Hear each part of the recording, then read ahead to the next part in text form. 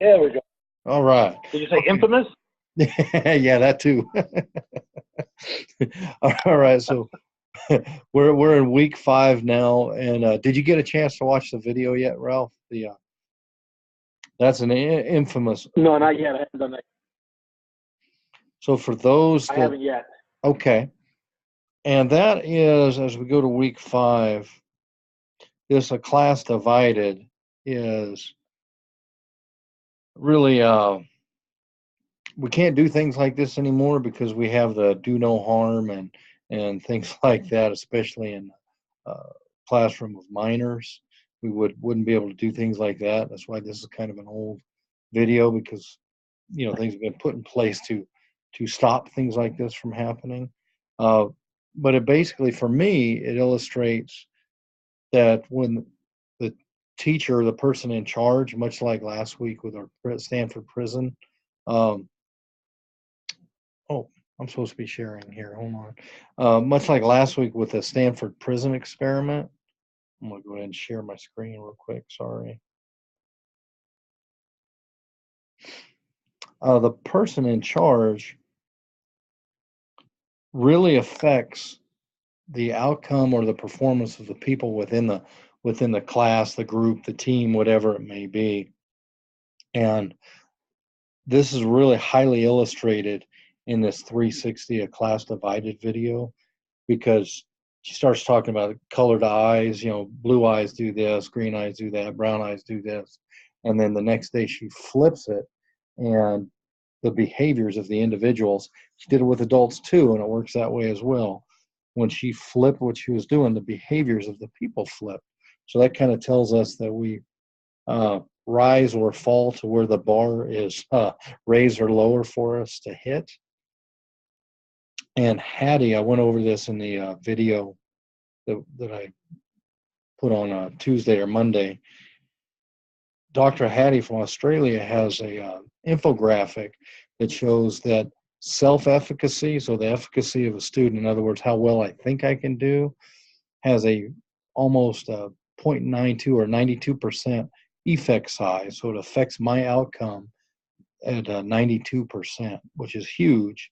And the teacher in a class, or in our case, a leader of a team, how they feel I will do has a 1.4 effect size. So that's 140%. So that affects my outcome. So just the way the leadership feels you will do has a huge outcome. It's incredible. That's a whole study of psychology on its own. Have you heard of this before our class, Ralph?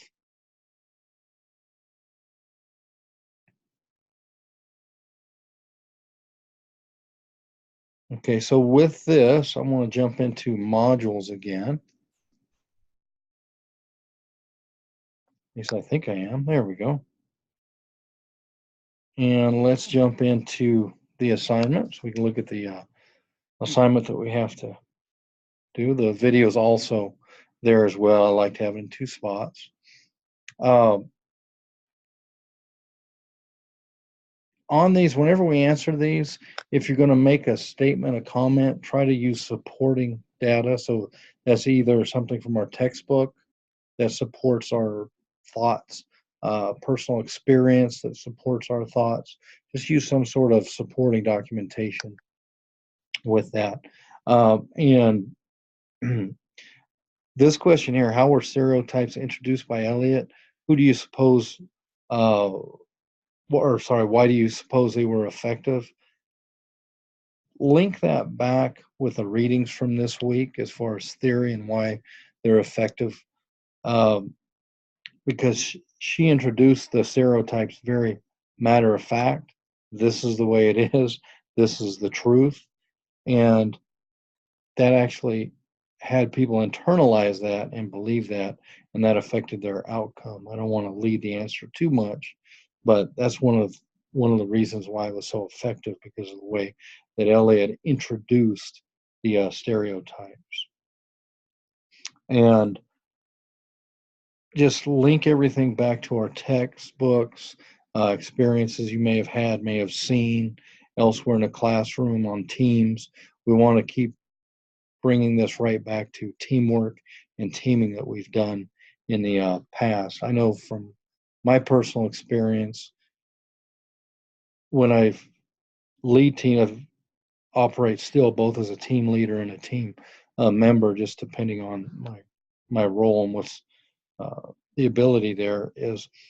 As a team leader, you have to be very careful to not just focus on our one or two high achievers that are on that team. You want to be able to spread your work out, because if the team notices that the high achievers are getting all the choice assignments, all the work, all of everything else, then these non-high achievers that we need to coach and bring up to speed, guess what's going to happen to them? They're going to understand that they are being judged as a stereotype, and they're going to actually meet that bar that we set very low for them.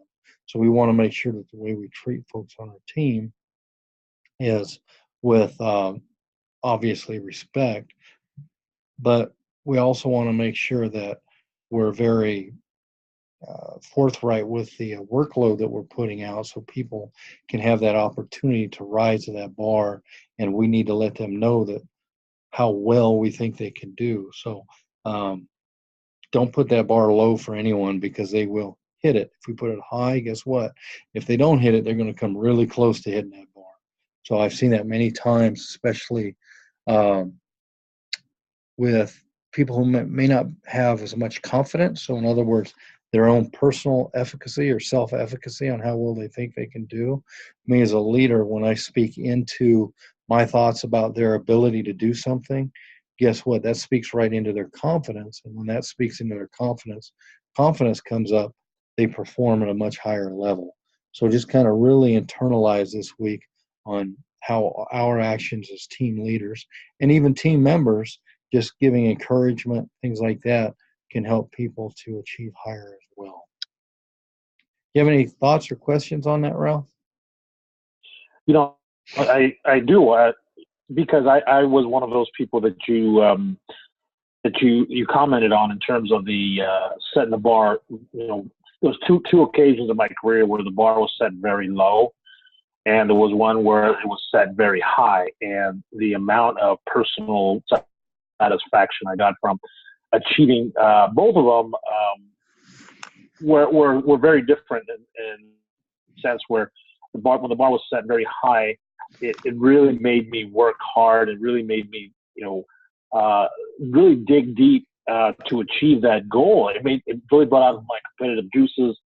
Whereas when the bar was set low, it was not much of a challenge. As a matter of fact, at some point or another, I didn't care whether I made that bar or not. So I think that for me anyway, it was when the bar was set much higher. Not only was my confidence level up, but it seemed like I was running on all my senses were attuned to trying to get to that goal, to that bar. So yeah, I totally agree with you. Number one, and number two, I can totally relate with what you're saying. Then can I ask a follow-up then, and feel free to not answer if you don't want to. Is how did it feel when you hit that bar, the one that was raised high? How did that feel? Oh, it was exhilarating. It was I got a couple of shots of testosterone right after I got that. It's an amazing sports and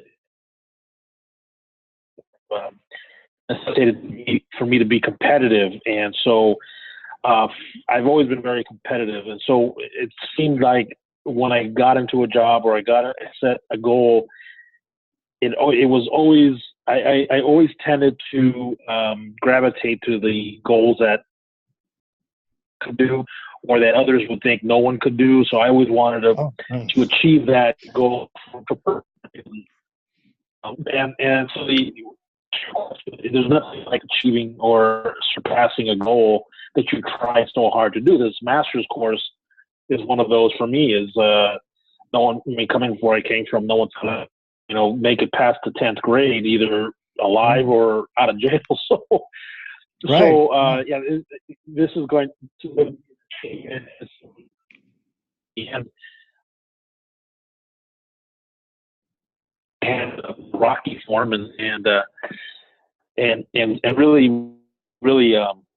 really feel like we accomplished something.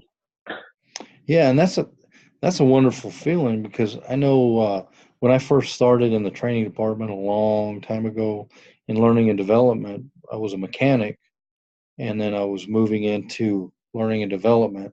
And the only reason why I took the job, to be quite honest, because I was getting laid off as a flight mechanic, because that's just the way aerospace works. You work for a while, get laid off for a while, Yeah. work for a while. And so they asked me, and my answer was absolutely, I want that job. And I didn't know if I could do it, but I had somebody, Don Byram was my manager's name, and he kind of took me under his wing and coached and taught me how to do things. And that just blew me away, that somebody, because I came from a place where not a lot of people had a lot of faith in you. Christ is about the only one. Absolutely. Yeah. So just for somebody to do that, and just to kind of say, hey, you can do this and you're worth it, that changed my life. So that's So, just. and did you have the same type of acceleration?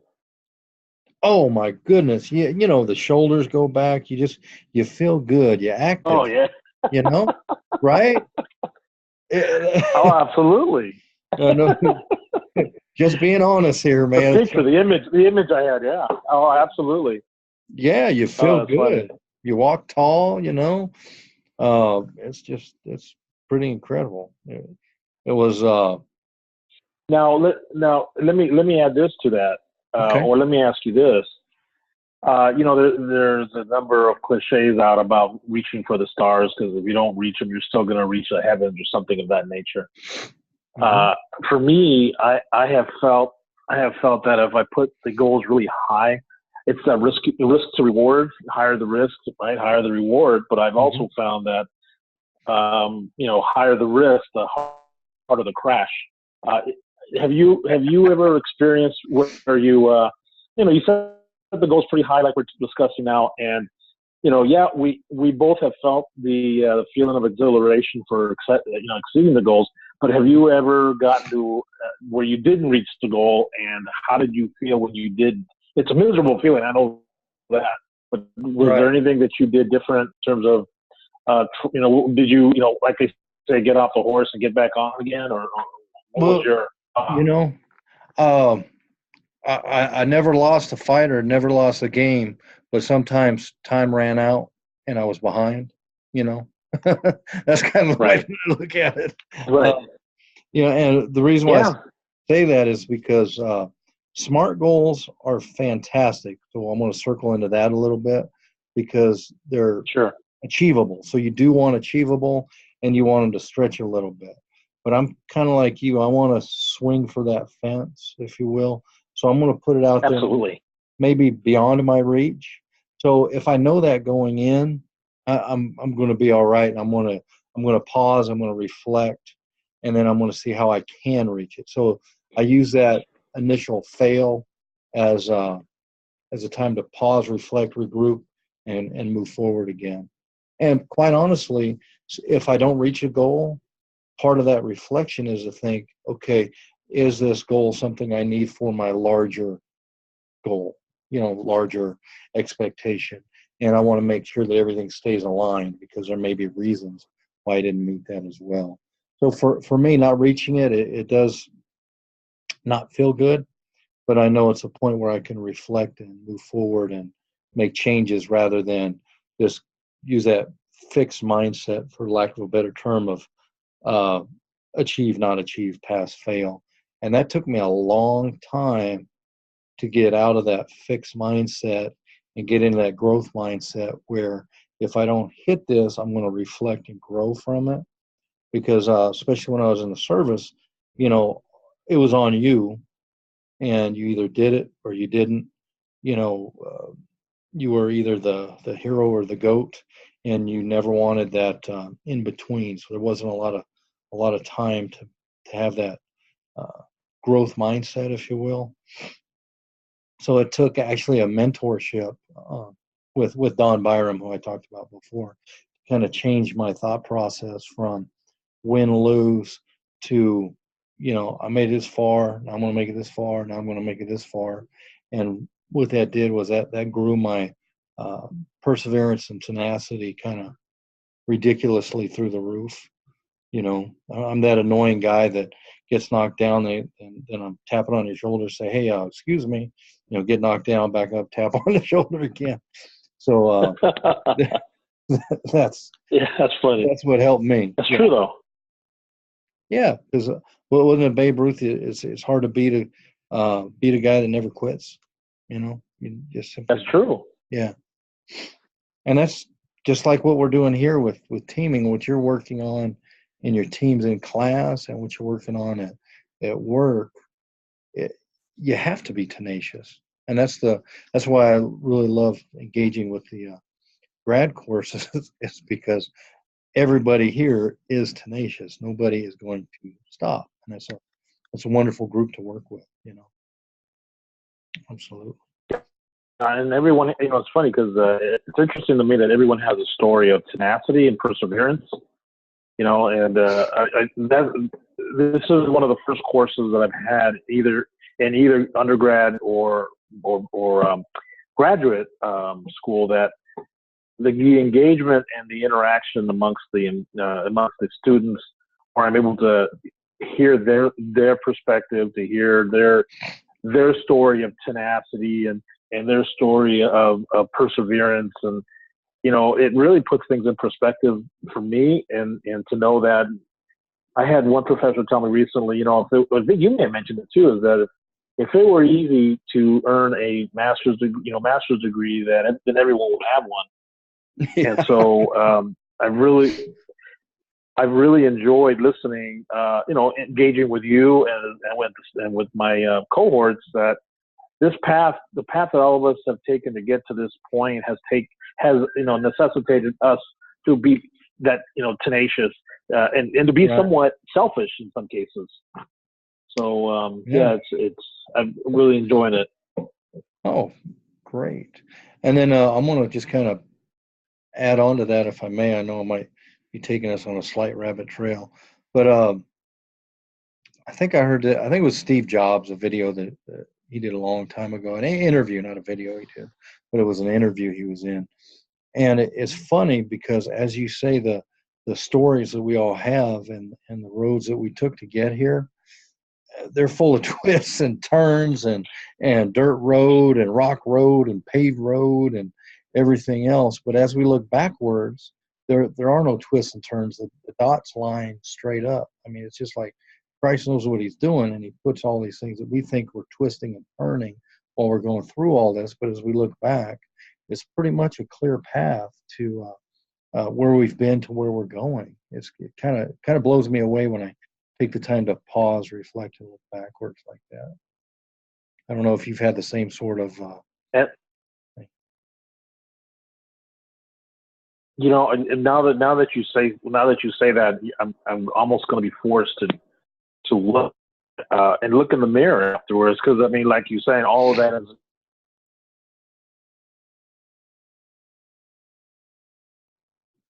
Yeah, all that stuff, it just brings us right to this point, right where we need to be. And like a friend of mine wants to make me stronger. If there were.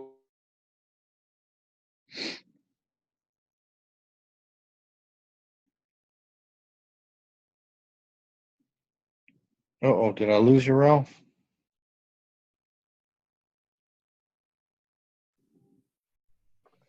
Sorry about that. You were right in the middle of saying that you're going to be looking in the mirror and looking backwards to see that, and then for some reason my machine decided to cut out.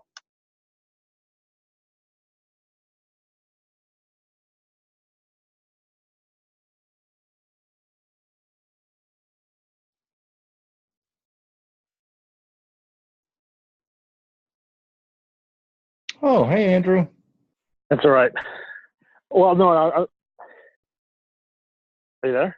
Go ahead, Ralph. Yeah, can you hear me? Yeah. Hey, Andrew. No, I was just saying that what you're saying is can you hear me? Yes. No, just saying what you're saying is very true regarding looking back at at my life and seeing the various challenges and the obstacles that have been that God has put here in terms of trying to make me stronger. And as I look in the mirror, like you said, He had a plan, and this is all part of the plan for me, for what He wants me to do to honor Him. So it was very, what you said was, I totally agree with what you said. Wow, thanks for sharing your insight and your story, Ralph. I appreciate it. Hey, Andrew, we were just talking about the 360 video. Have you watched the video yet? And then we went off on. Okay. And then we started talking about how everything puts us in the direction that we're going in with teams, and how to set the bar. And I guess the main question was, when it comes to goals, how do we not set the bar so high that we can't achieve it and then feel like we're falling flat, versus that exhilaration when somebody sets that bar for us high and we hit it, And we just kind of shared a couple of our stories of when people did that for us. And when, people may or may not have had faith that we could do it, but there was that one person that kind of took us under their wing and set that bar, and we achieved it, and how it felt when we did achieve it, and how we as a leader on our teams, or even a team member, can help others do that and get that same exhilaration. Is kind of where we were going with that. Do you have anything to add to that to catch Andrew up, Ralph? No, I think you said it pretty much where we're at right now. I think we also discussed how setting the bar low, the difference in setting the bar high and low in terms of personal achievement, and the exhilaration and the feeling of success or even failure for not reaching those goals is what we discussed. And we talked about, like what George was saying, is that we I don't know if it's just human nature for us to like throw our hands up and do a dance whenever we hit those goals that we set for ourselves. Mm-hmm. And I also touched on, there's some people that really, for whatever reason, like to set the bar low, so that there's really not of any kind of maybe a personal commitment or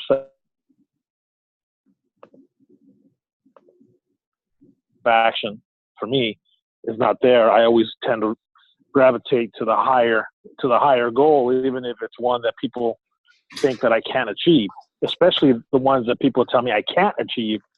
I tend to gravitate to those, right, just as a personal challenge. So that's pretty much what we're talking about. Got it. Yeah. And one thing that I've had to learn through time is, because I gravitate to those things too, and when I was starting out, it was quite a bit of it was about to prove that other person wrong, and that wasn't the best place for my own personal growth. So I switched that around to proving it to myself, because I know that I can. So that's kind of an interesting thing here. So let's jump into the discussion question, if we can: developing effective teams, the 3-step formula, and then there's the ultimate guide to synergy. All right. So Ralph, Andrew, you've been in teams and everything else, and have heard the buzzword synergy probably how many times? Lots. Okay. What does it actually mean to you?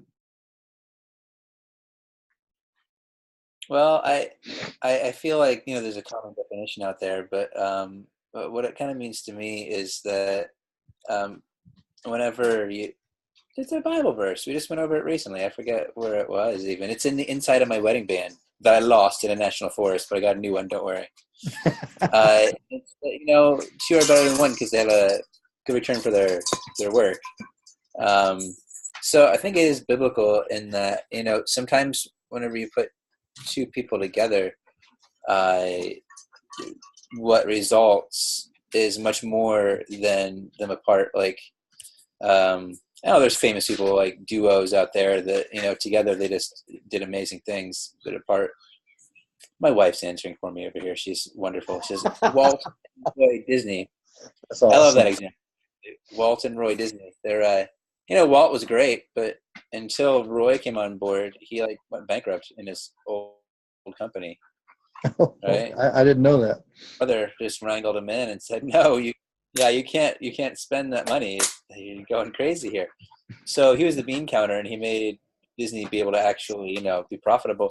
And there's only one funny story I know from that was that after they were already quite successful and Disneyland existed already, Walt waited until Roy went on vacation once, and then had some part on the castle gold foiled in real gold, and which of course Roy was totally against.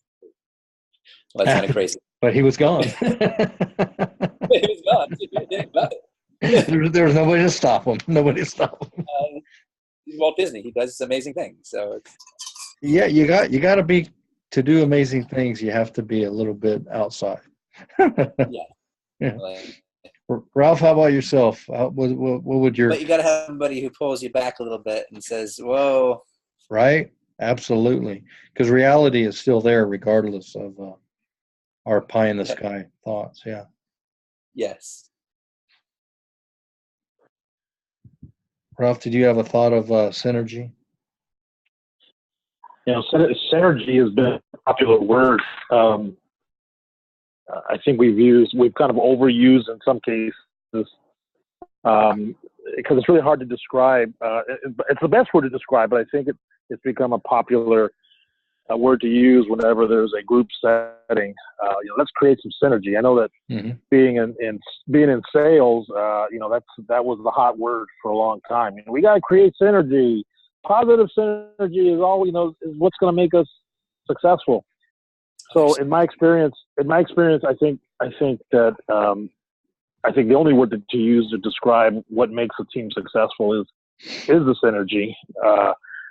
I've been on teams where we couldn't stand each other, but the fact of the matter was that we had the same synergy in terms of the focus and the drive. We didn't like each other a whole lot, but I mean, that part of the equation, that synergy was there still.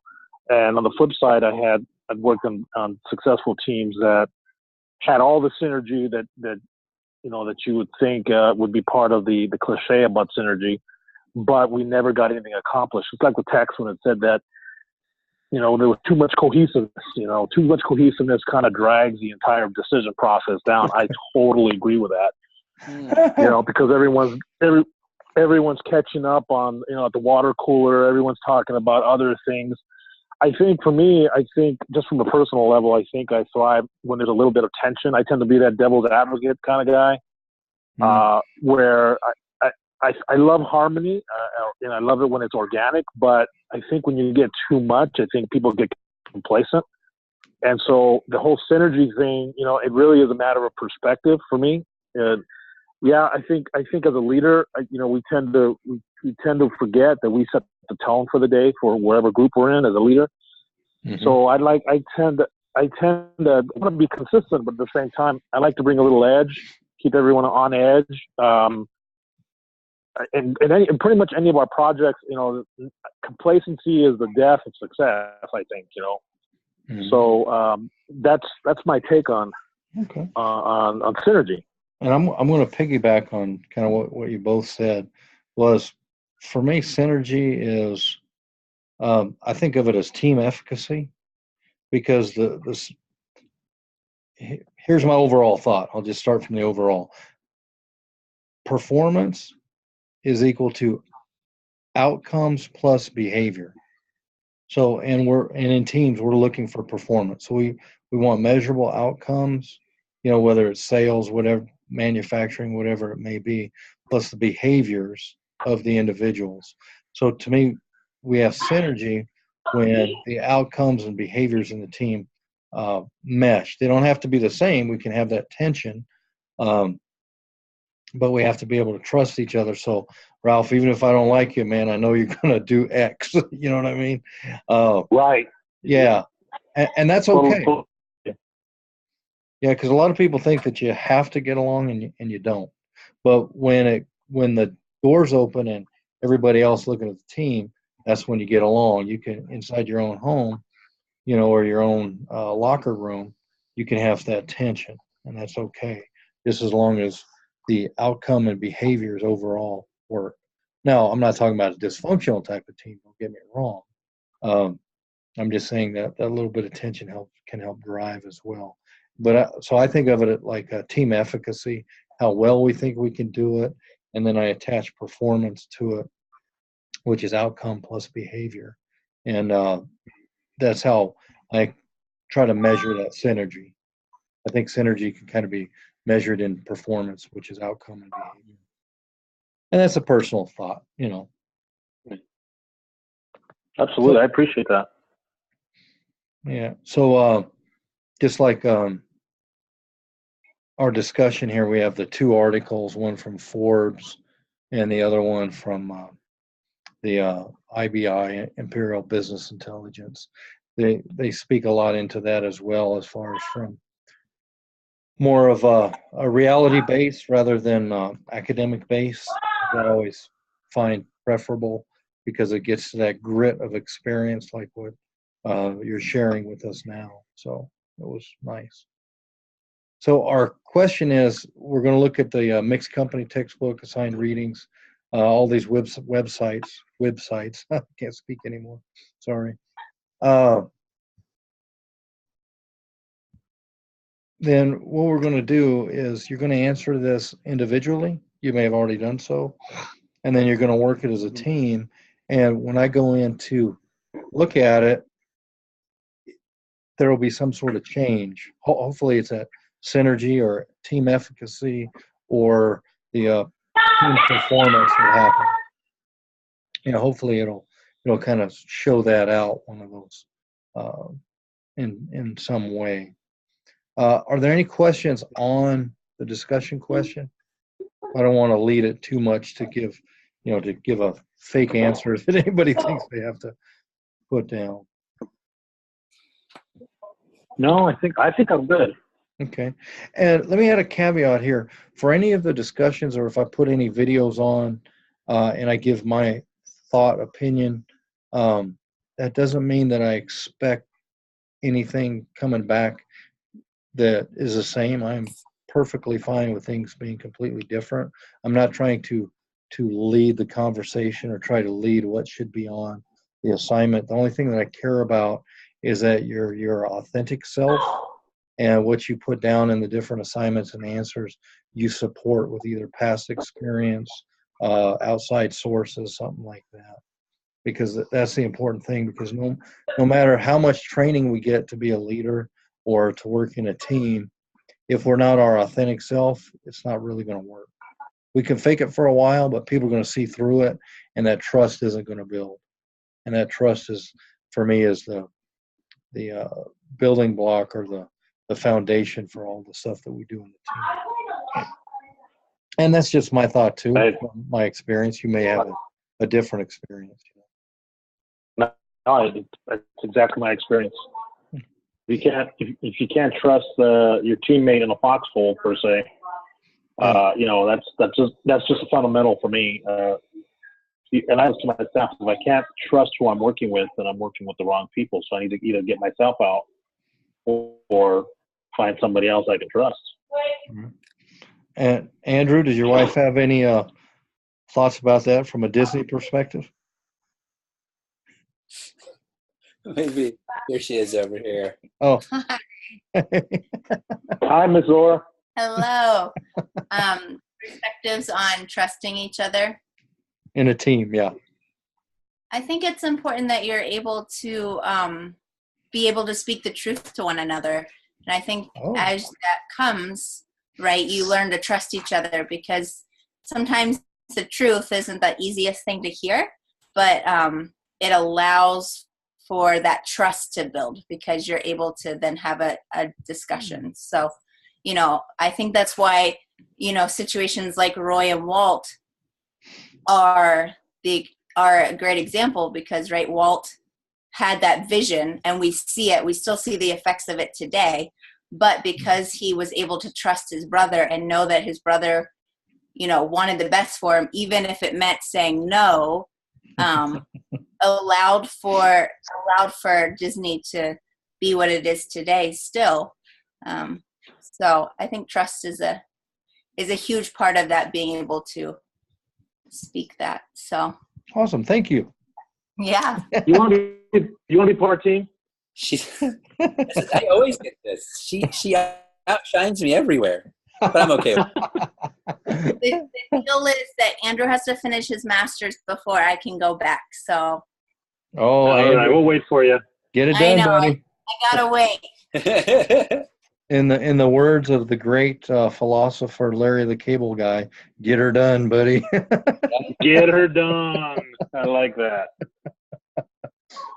All right. George, if I can just piggyback, I think Andrew, what's your wife's name? Kristen. I think to piggyback on what Kristen is saying, I think trust is a fundamental part of any relationship, regardless if it's individual or team. Obviously, if it's an individual, I think there's more at stake, but I think the stakes are, in terms of what's at stake about the entire relationship, trust is a fundamental building block, like you said, George, in a team, especially in a team aspect. I mean, if you let's just talk about any sport you throw out there, if you want to talk about American football, you got going back to pass, you guys are behemoths coming after him. There's some definite factors there, and I think that in an organization, I think successful organizations start with trust. I agree. Thanks, Kristen. Thanks for bringing football into it. You're speaking my language there. Not a girl. All right. Do you have anything to add, Andrew? We're opposites. My thought was I did team building stuff as a ropes course facilitator at camp, and I never really figured out why we did so many trust falls and the individual stuff and the team stuff where you're catching each other off of picnic tables and stuff like that. I led the exercises, but I never really got that was we did it first. I just went with the protocol, right? But sure. Until this now, it never really made that much sense as to why the teams ended up working out so well whenever they did the higher ropes course stuff that seemed kind of dangerous, So trust is definitely the building block. Cool. All right. So that is kind of what I was hoping to accomplish tonight. Andrew, do you have any specific questions you need answered about our class or anything? No, not at the moment. I haven't actually read week 5 discussion. I've been doing other stuff, but yeah. Fair enough. Open honesty. I'm looking for a job. So if you guys know of any cool jobs out there for ex-economist, data analyst guys, throw them my way. Okay. I have you in mind. We'll be praying for you. Absolutely. Thanks, Al. Absolutely. We'll lift it up, man. See what happens. Yeah. Hey, Andrew, going to what was that? Ralph? I said going to a website called connecta.org. It's a credit union that I work for. Okay. Go in there and see if there's anything that would, something that you'd be interested in or think you could do. Cool. And then we'll talk about it afterwards. Let me know what you think. Can you say I'm pretty well. The website. I'm pretty well. It's connected.org. And I'm pretty well. I'm not the hiring manager, but I am well connected with the people at the company. Cool. So, I'm going to know them. I run into them in the halls or something of that nature. Right. Gotcha. I'll look that up tonight. All right. Awesome. As I'm typing up pages of things for class, and George is right. That's cool. Balance all these things. It's like it's kind of tough sometimes. Actually, since you asked about the class, personally, last week's thing on the whole 9/11 stuff was personally really hard for me to do, just because of the topic of the material. Like I hadn't realized, Me too. Yeah. I don't think I'd really intellectually grappled with that event. I mean, I thought about it a lot over the years, and made life choices because of it. Like working for the government for the last decade, but I hadn't really worked through it, honestly, and it was healthy for me in a stressful kind of way. Right? Yeah. Yeah. I agree. I totally agree. Me too. Yeah. That's funny you mentioned that, because that's tough for me. That's a tough week for me. Yeah. Absolutely. Mm-hmm. Absolutely. So my kids asked me, Dad, where were you? And so all of those, all this research brought me back to that day, and it was tough. It was like George said, it's a tough day. Sad, but hopefully we learned to get stronger from it. Mm-hmm. Yeah, no, absolutely. And then if you haven't watched this video, it's another. This one's tough for other reasons, It's The one for this week. Yeah. Yeah, I haven't it continues to boggle my mind of the way that our minds work, and the way somebody could really just kind of hijack it, and we internalize what somebody else says. It's kind of like, man, yeah, I don't do that. I know about this. I better not still do it. Yeah. I haven't watched it yet, but my mentor has been telling me for well over a decade about this kind of stuff. He's a super duper wealth guy that knows presidents and famous people, and he's like, no, Andrew, they do this on purpose. Like, they know how to do it, and they try to do it to everybody through the TV screens and other stuff. And I'm like, you're crazy, Chris, but maybe not. So I'll be excited to watch the video. All right. Okay. Well, hey, have a fantastic night, and thanks for coming in. We'll do a lunch style again next week, like we did the first week. There you go. All right. Thanks, Awesome. guys. Thanks, guys. Have a great week. Later.